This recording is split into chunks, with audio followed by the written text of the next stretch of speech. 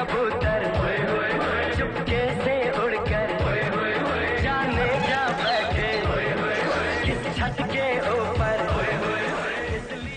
कहते हैं कि शौक का कोई मोल नहीं होता और इसकी जिंदा मिसाल इन कबूतरबाजों की सूरत में देखी जा सकती है। इन शौकीन अफराद का कहना है कि कबूतरबाजी की लत एक बार लग जाए तो खत्म नहीं होती। कबूतरबाजी ऐसा शौक है, जिंदगी भर नहीं छूटता।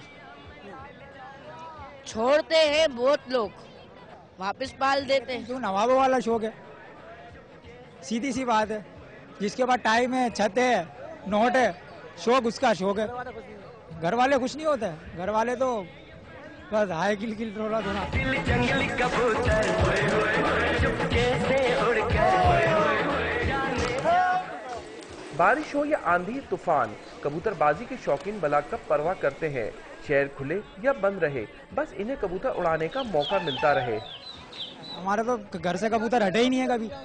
जिस हमारी आँख खुली है, छत पे चढ़े तो कबूतर ही कबूतर नजर आया हमारे को।